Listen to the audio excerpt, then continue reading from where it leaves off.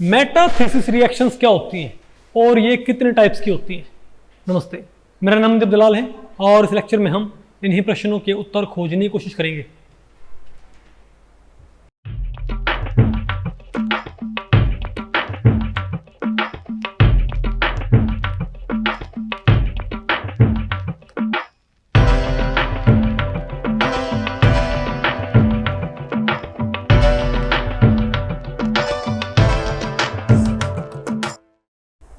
तो भाई आज हमें क्या पढ़ना है बताओ, मेटाथेसिस रिएक्शंस।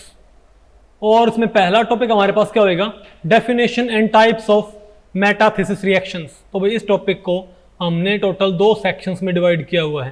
पहले हम क्या पढ़ेंगे, डेफिनेशन ऑफ मेटाथेसिस रिएक्शंस, फिर अपने क्या पढ़ना है, different types of metathesis reactions. तो पहले बताओ हम क्या पढ़ते हैं, मेटाथेसिस रिएक्शंस, या भैया आप इसको ओलिफिन मेटाथेसिस बोलते हैं। ठीक है, देखो इसमें क्या होता है, आप इसमें जो डबल बॉन्ड्स होते हैं उनकी रीअरेंजमेंट के जरिए आपके पास कुछ भी एल्कीन्स होते हैं, उन एल्कीन्स में डबल बॉन्ड्स की रीअरेंजमेंट के जरिए आप नए टाइप के आप एल्कीन्स तैयार करते हो उन्हीं एल्कीन से, और इसी को हम क्या बोलते हैं बताओ भाई, मेटाथेसिस रिएक्शंस। ठीक है बात, बोलो भाई। तो ये रहा, बताओ ओलिफिन, भाई आपको पता है ओलिफिन इनके एल्कीन्स, ओलिफिन मेटाथेसिस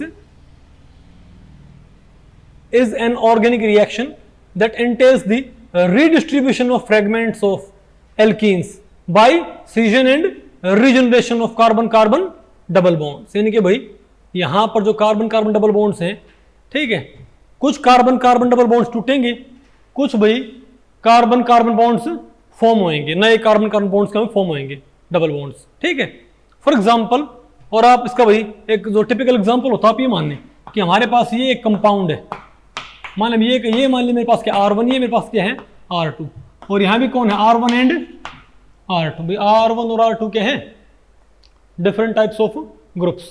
ये हमारे पास एक एल्कीन है, ठीक है, आप एक एल्कीन और मान ले, ये मानो आपके पास एक एल्कीन और भी है, और यहाँ पर क्या हमारे पास R3 R4, और यहाँ कौन है R3 और R4।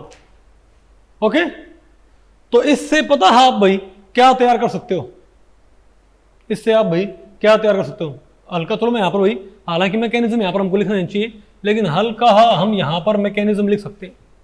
ठीक है, आप ये बताओ, अगर ये वाला बॉन्ड यहाँ आ जाए और ये वाला बॉन्ड यहाँ आ जाए तो हमारे पास तो क्या बन जाएगा,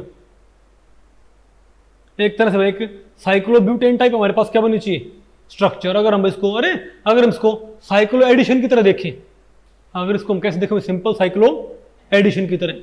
ठीक है बात, हालांकि यहाँ पर आपने फिलहाल कोई कैटालिस्ट आपने यहाँ पर इस्तेमाल नहीं किया है।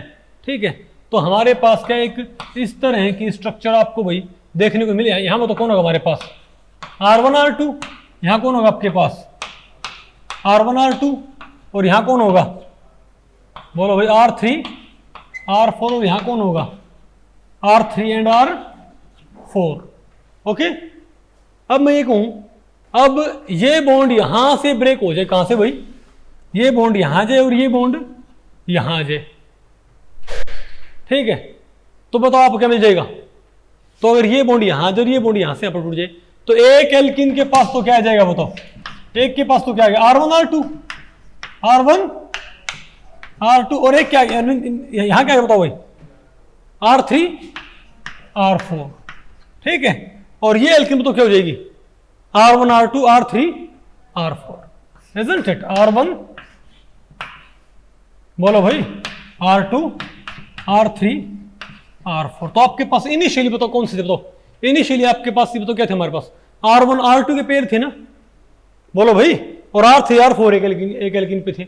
अब तो एक पे क्या है R1 और R2 और R3 R4 इस पे भी है भैया। तो अब बताओ क्या इसके ऊपर 1 और 2 तो है, 3 4 तो नहीं है ना। अब यहां पर देखियो 1 2 भी है और 3 4 भी आगे नहीं है क्या आपको, तो आपने एक तरह से इसको भाई रीअरेंज नहीं कर लिया क्या, इसी को बताओ क्या बोलते हैं, ओलिफिन मेटाथेसिस। नहीं आपको भाई, हालांकि मैंने आपको यहां पर भाई, लेकिन ये सारा बताओ किसके प्रेजेंस में होगा, in the presence of catalyst. देखो भाई R1 R2 R1 R2, अब बताओ क्या देखो R1 R2 अभी R1 R2 के साथ ही क्या कंबाइंड, लेकिन ये R1 R2 किसके साथ आगे बताओ भाई, R3 R4 के साथ, और ये R3 R4 तो कहाँ पर आ गए, R1 R2 के साथ।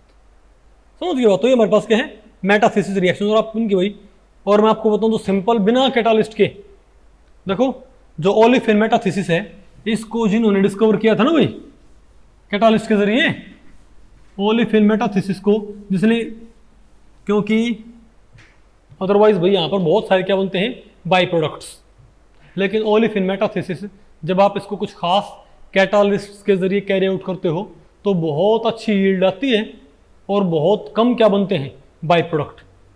और क्योंकि एक्सट्रीमली भाई कमर्शियली बहुत इंपॉर्टेंट रिएक्शन है, तो जिन साइंटिस्टों ने भाई इसको डिस्कवर किया था ना ओलिफिन मेटाथेसिस को, ठीक है, उनको 2005 में उनकी डिस्कवरी के लिए भाई बताओ, बोलो भाई, एक तो ये शॉविन और एक ग्रब्स और एक भाई श्रॉक, इन 3 साइंटिस्टों को भाई कलेक्टिवली 2005 में उनकी डिस्कवरी के लिए नोबेल प्राइज से अवार्ड किया गया था।